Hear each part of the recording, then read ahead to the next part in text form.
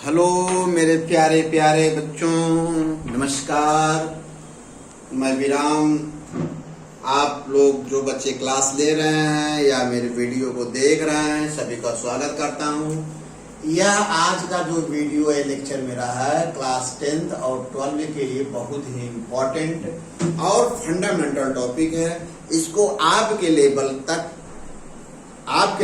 तक हम पहुंचने का प्रयास करेंगे, आपको टच करने का प्रयास करूंगा।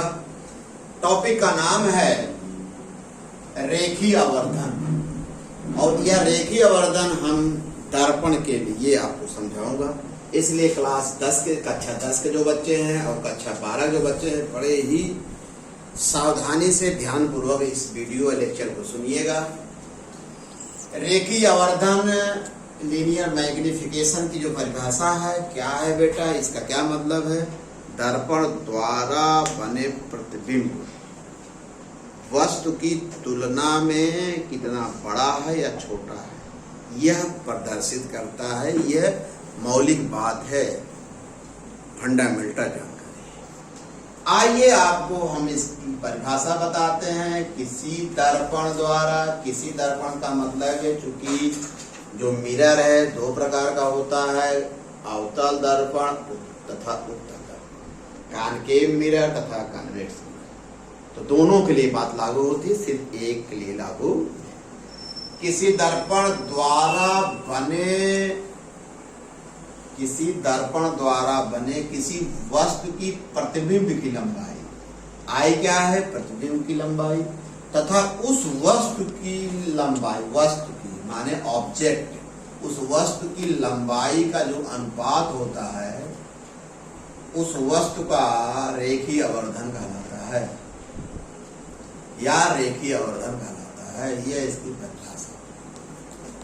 आप कोई पूछे इसका मात्रक, क्योंकि ये भी लंबाई है, प्रतिबिंब लंबाई है, ये भी लंबाई है, तो मीटर, अगर मीटर लेंगे मीटर कट जाएगा। जो रेखीय आवर्धन है दो लंबाइयों का अनुपात है, इसलिए इसकी कोई यूनिट नहीं। ये बात और क्लियर हो गया। आप प्यारे बच्चों, उल्टे प्रतिबिंब के लिए, मोस्टली अवतल दर्पण के लिए, कॉनकेव मिरर के लिए, उसकी 5 कंडीशन के लिए यम का मान रेखीय आवर्धन ऋणात्मक होता है। सीधे प्रतिबिंबों के लिए अर्थात आभासी प्रतिबिंबों के लिए प्रायः उत्तल दर्पण में यह क्या होता है? पॉजिटिव होता है। आइए इसको और अच्छी तरह सिखाएं। जो हमारे कक्षा 10 के बच्चे हैं, उनके लिए जो टारगेट होता है कक्षा 10 के लेवल पर पॉलिटेक्निक या IIRT को क्वालिफाई करना, और 12 के जो बच्चे हैं, अगर बायोलॉजी हैं तो नीट के लिए बहुत इम्पोर्टेंट, और मैथ के स्टूडेंट है तो जेईई मेंस के लिए। इनके लिए एक बहुत ही फंडामेंटल जानकारी देना चाहते हैं, जो बुक में इस तरह से नहीं समझाया होगा। प्यारे बच्चों, आप जानते हो या आपके पास नोट्स उपलब्ध है, अवतल द्वारा जो प्रतिबिंब बनता है वो 6 स्थितियों में बनता है।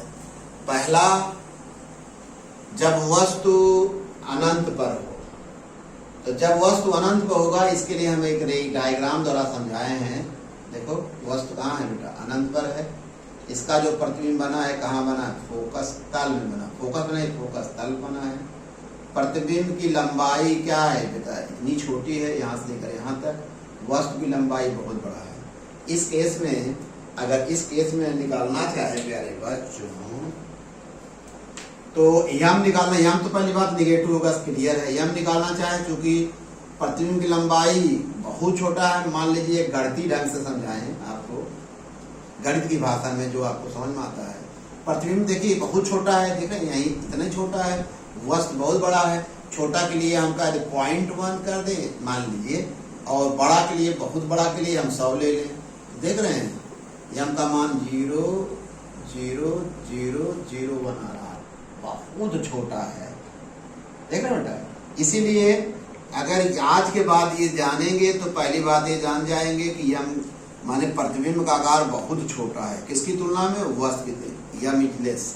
और नेगेटिव है ये है, अच्छी बात है। नेगेटिव से क्या समझेंगे कि अवतल दर्पण है। दूसरा, यम इज लेस देन, इसका मतलब वस्तु कहाँ होगा, जब इसका रे डायग्राम बढ़िया से बनाए हैं बेटा, कॉपी देख लेना, पलट लेना, जब वस्तु अनंत और वक्ता केंद्र के बीच में होगा।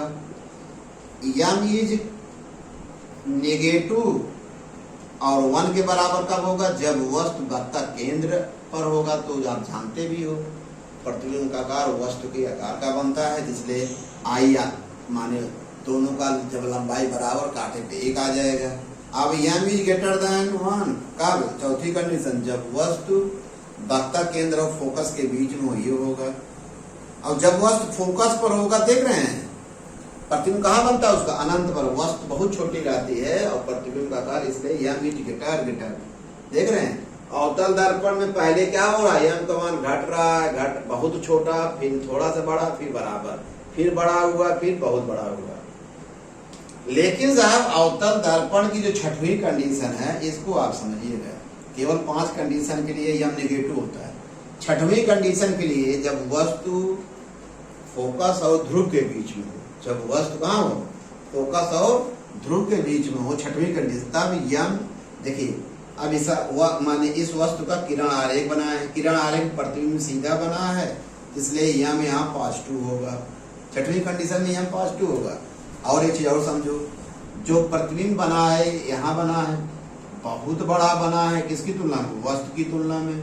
बहुत बड़ा के लिए हमने क्या किया, 8 ले लिया, वस्तु की लंबाई 2, इसलिए देख रहे हैं यम का मान 1 से बड़ा हुआ।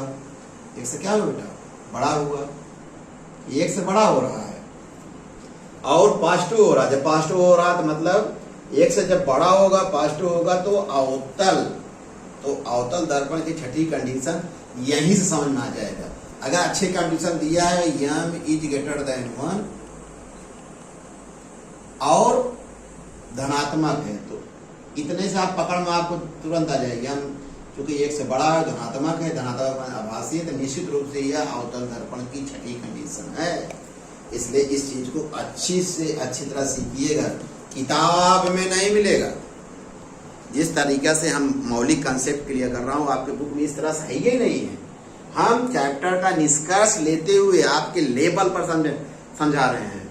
आइए बेटा, अब आइए सीधे प्रतिबिंब के लिए। सीधे प्रतिबिंबों के रेखीय आवर्धन धनात्मक होता है, एक किरण द्वारा समझा रहे हैं, देख रहे हैं। इसमें हमेशा ध्रुव और अनंत के बीच वस्तु रखा जाता है। प्रतिबिंब हमेशा ध्रुव और फोकस बीच बनता है। आपके पास नोट्स है जिस पर चर्चा बहुत हो चुकी है। आप देखिए प्रतिबिंब की लंबाई क्या है, बहुत छोटी है, और वस्तु की लंबाई बड़ा है, तो ये छोटी प्रतिबिंब लंबाई छोटा है, वस्तु देख रहे हैं 1/4 आ गया। ये जो हम लिए सीधा आपको समझाने के लिए उदाहरण लिए बेटा, ताकि आप समझ सकें, इस तरह से कोई नहीं बताएगा। आप यहाँ क्या देख रहे हैं, आप यहाँ देख रहे हैं यम का मान 1 से छोटा हो गया, लेकिन पॉजिटिव है। अब यहीं से पकड़ में आता है, अच्छे बच्चों की यही पहचान होगी। अगर यम का मान धनात्मक तो है, लेकिन यम इक्वल टू पॉजिटिव और लेस देन 1, तो आप अपने आप समझ जाएंगे पॉजिटिव है और 1 से छोटा है, तो ये कौन दर्पण होगा, उत्तल दर्पण होगा। इसमें देख रहे हैं यम पॉजिटिव है, बड़ा होगा तो क्या होगा, अवतल दर्पण होगा। इस कंडीशन में वस्तु ध्रुव और फोकस के बीच है। आज का जो लेक्चर है बहुत ही अच्छा है, जो कंडीशन के लिए भी, आपके बोर्ड के लिए भी, हर बोर्डों के लिए बहुत इंपॉर्टेंट है। इसे अच्छी तरह से समझिएगा, नोट्स बनाइएगा। ओके बेटा, धन्यवाद।